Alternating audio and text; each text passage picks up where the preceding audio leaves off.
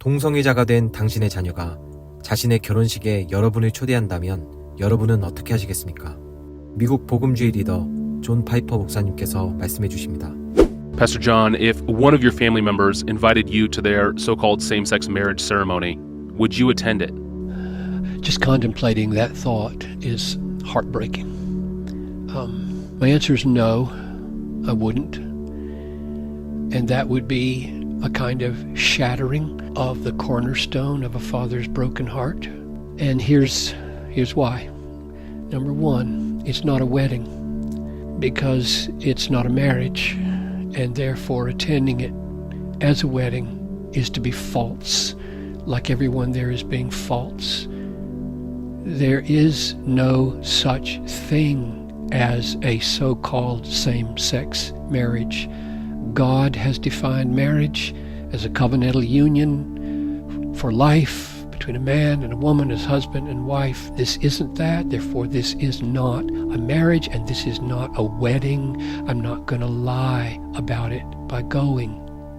2, this union, if you can dare to call it that, is not being joined in heaven. Jesus said, "What God has joined together, let no man separate."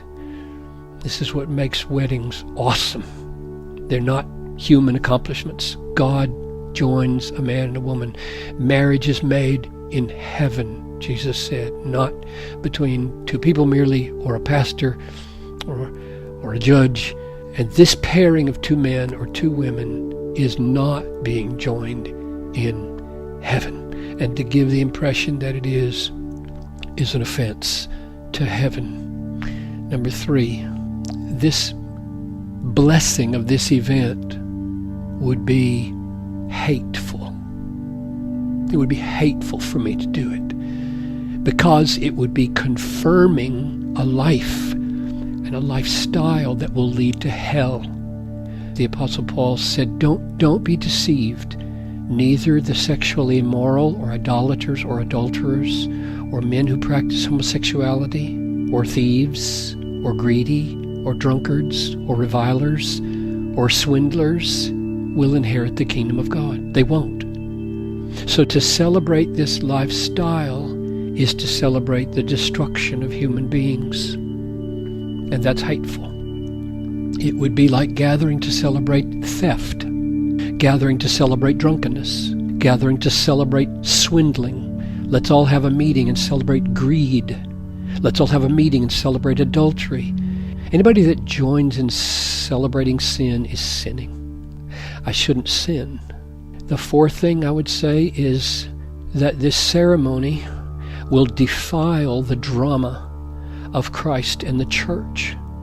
God designed marriage to display Christ's covenant to his bride, the church. To celebrate a brideless union as marriage is to distort and deface the parable of the most beautiful act in the world.